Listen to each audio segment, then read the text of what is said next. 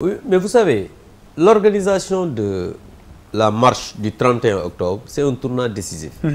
Et il faut dire que c'est vrai, l'APR est aujourd'hui une force principale de l'opposition, ça il faut le dire, mais tous les partis politiques se sont impliqués. Et vous avez vu, ce qui est important, c'est un début d'organisation de l'ensemble des acteurs de l'opposition. Parce que même les partis politiques qui ne sont pas membres du FDR, les personnalités qui n'ont jamais assisté aux organisations du FDR, se sont joints au FDR pour montrer que nous sommes dans le temps des grands ensembles.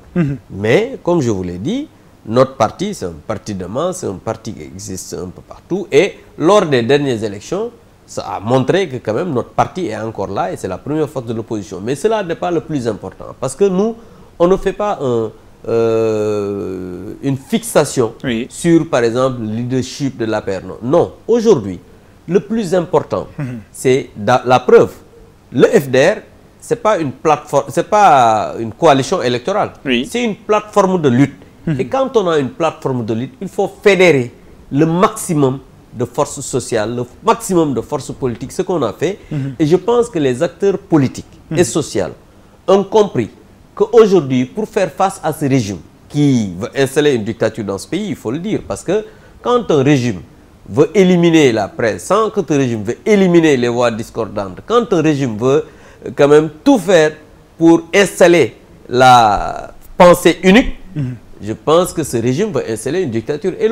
Et ça, moi, je pense qu'il faudrait que ce régime-là, c'est-à-dire le régime de Pastef, comprenne que le Sénégal n'a pas commencé à exister en 2008. Aujourd'hui, on peut aller même au-delà de 1960 pour dire que la démocratie sénégalaise a eu un processus d'implantation.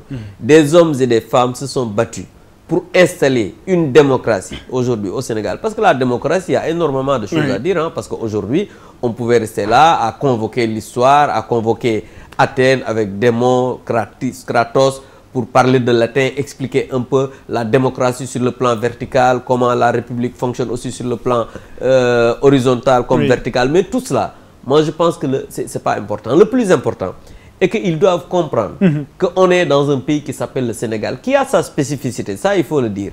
Parce que le Sénégal, non seulement on a commencé à voter bien avant les indépendances, les gens se sont battus pour avoir une démocratie, et l'État aujourd'hui est là, et je pense que les institutions fonctionnent normalement. Et quand on a un pays où les institutions fonctionnent normalement, il ne faudrait pas avoir le pouvoir et comprendre que voilà, avec nos institutions, les institutions, avec notre pouvoir, on peut faire ce qu'il veut. C'est impossible.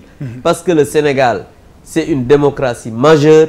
Le Sénégal est composé d'hommes et de femmes qui comprennent exactement comment fonctionne un État, qu'est-ce que c'est que l'État de droit. Donc ce n'est pas aujourd'hui le Pastef qui est arrivé au pouvoir en 2024 qui va changer le cours des choses. C'est ce qu'ils veulent.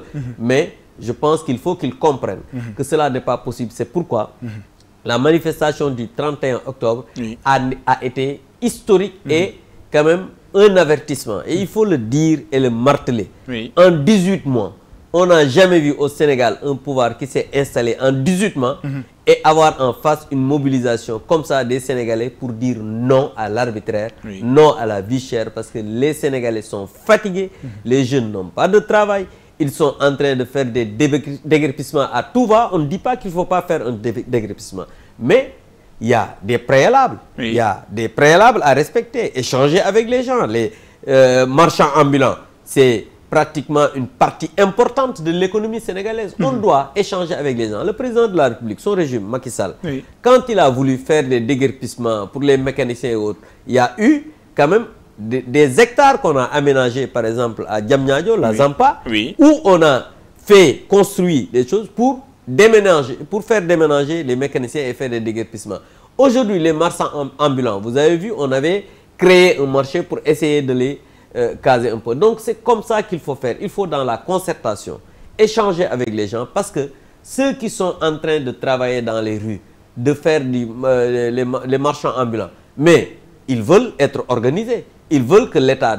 Et le rôle de l'État, c'est de travailler à les organiser. Le rôle de l'État n'est pas de les brutaliser ou bien de travailler à casser à tout va. Et c'est parce que ces jeunes-là, c'est des jeunes Sénégalais qui n'ont pas de travail. L'État, son rôle, c'est vrai, n'est pas de donner de travail, mais de créer les conditions pour que l'économie marche, afin que les petits entrepreneurs puissent quand même créer quand même du travail et que l'économie puisse marcher. Moi, je pense que c'est ça le rôle d'un État. Malheureusement, ces gens ne l'ont pas compris.